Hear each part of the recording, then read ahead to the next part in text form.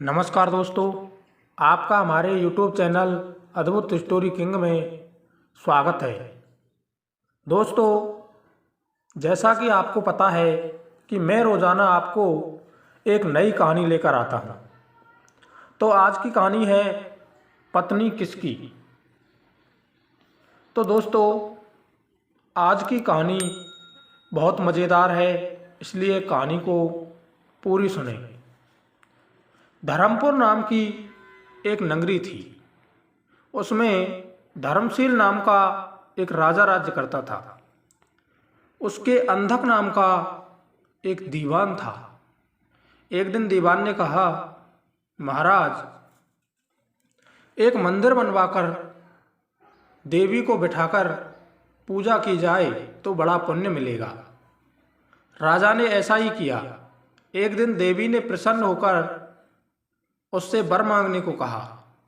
राजा के कोई संतान भी नहीं थी। उसने देवी से पुत्र मांगा। देवी बोली, अच्छी बात है, तेरे बड़ा प्रतापी पुत्र प्राप्त होगा।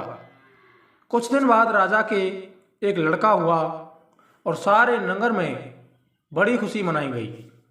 एक दिन एक धोबी अपने मित्र के साथ उस नगर में आया। उसकी निगाह देवी के मंदिर में पड़ी। उसने देवी को प्रणाम करने का इरादा किया। उसी समय उसे एक धोबी की लड़की दिखाई दी जो बड़ी सुंदर थी। उसे देखकर वह इतना पागल हो गया कि उसने मंदिर में जाकर देवी से प्रार्थना की कि हे देवी, यह लड़की अगर मुझे मिल जाए तो मैं अपना शीश तुझ पर चढ़ा दूंगा। इसके बाद वह हर घड़ी बेचैन रहने लगा। उसके मित्र ने उसके पिता से सारा हाल कह दिया। अपने बेटे की यह हालत देखकर वह लड़की के पिता के पास गया और उससे अनुरोध करने पर दोनों का विवाह हो गया। विवाह के कुछ दिन बाद लड़की के पिता के यहाँ उत्सव हुआ। उसमें शामिल होने के लिए न्योता आया। मित्र को साथ लेकर दोनों चले। रास्ते में उसी देवी का मंदिर पड़ा तो लड़के को अपना वादा याद आ गया। उसने मित्र और स्त्री को थोड़ी देर रुकने को कहा और स्वयं जाकर देवी को प्रणाम करके इतने जोर से तलवार मारी कि उसका सिर धड़ से अलग हो गया।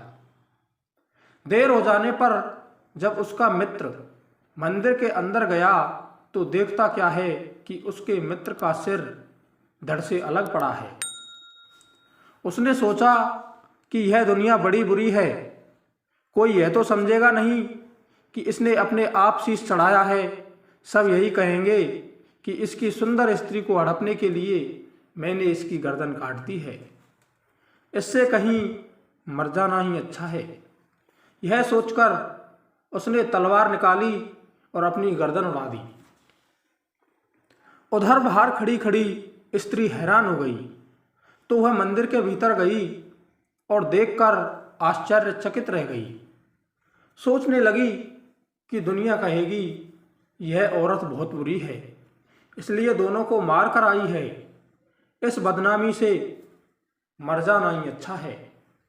यह सोच उसने तलवार उठाई और जैसे ही गर्दन पर मारनी चाहिए कि देवी प्रकट होकर उसका हाथ पकड़ लिया और कहा, मैं तुझ पर प्रसन्न हूँ, जो चाहो सो वर मांग लो।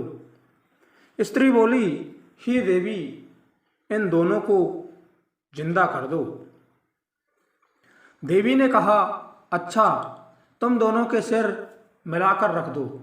घबराहट में स्त्री ने सिर जोड़े तो गलती से पति का सिर मित्र के धड़ पर लग गया और मित्र का सिर पति के धड़ पर लग गया।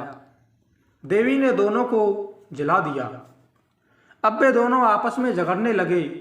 एक कहता है कि यह स्त्री मेरी है और दूसरा कहता है मेरी।